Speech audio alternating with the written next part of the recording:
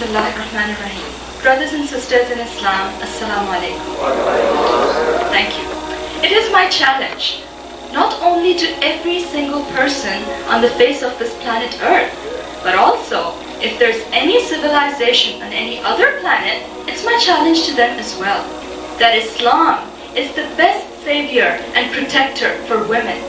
And I'm saying this with all this confidence, not out of arrogance, but because I believe that Islam was revealed by Allah subhanahu wa ta'ala, the most just and merciful God, the God biased neither in favor of men or women, the creator and sustainer of both men and women.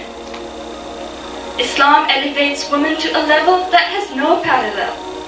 Let's just take one example. Our Western philosophers and saints, they say that woman is the seat of the devil, but the Quran calls her muhsana, fortress against the devil. They say that she is the one responsible for our downfall from paradise. But the Prophet Muhammad said, Paradise is under the feet of a woman, a mother. And that's not all.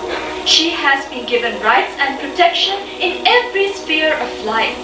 She has all the basic human rights, including the right of inheritance, of owning property, of choosing her husband, of getting dowry, of divorce, of not only earning money, but even keeping every single cent she earns, and what not. You name it, and it's there. But let me make it clear that this earning money thing, in Islam, it is not the responsibility of a woman. Her responsibility, her duty, is with Allah and with her family.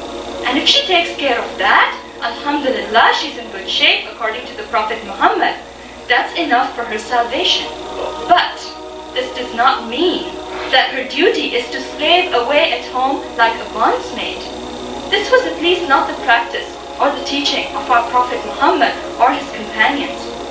Once, a man came to the Caliph Umar bin Khattab. He wanted to complain about his wife. He was standing outside the Caliph's house, and from inside, he could hear Caliph Umar's wife giving him a hard time. But Umar's voice was nowhere to be heard. He thought, well, looks like the poor Caliph is in the same torment I am. He started going back. Umar saw him and called him back, heard his story, and you know what he replied? He said, do you not see that my wife cooks my food, washes my clothes, suckles my children, thus relieving me of the necessity of employing a cook, a washerman, and a nurse, even though she is not in the slightest degree responsible for this. And more than that, I have peace of mind on account of her, and I'm protected from adultery. In view of all this, I put up with her excesses, and I would advise you to do the same. And the Prophet Muhammad said, the more civil and kind a person is to his wife, the more perfect in his faith he is. The Quran says, وَعَاشِرُوهُنَّ بِالْمَعْرُوفِ فَإِنْ كَرِهْتُمُوهُنَّ فَعَسَىٰ أَنْ تَكْرَهُوا شَيْئًا وَيَجْعَلَ اللَّهُ فِيهِ خَيْرًا كَثِيرًا. Live with your wives, treat them with kindness and equity. If you take a dislike to them, it may be that you dislike something, but Allah has kept a great deal of good in it. The Quran further says, وَلَا تُمْسِكُوهُنَّ ضِرَارًا لِتَعْتَدُوا وَمَنْ يَفْعَلْ ذَلِكَ فَقَدْ ظَلَمَ نَفْسَهُ وَلَا تَتَّخِذُوا آيَاتِ اللَّهِ هُزُوًا. Do not keep your wives by force, so that you may injure them or hurt them. And whoever does this wrongs his own soul. Do not treat the words of Allah as a joke. My dear brothers,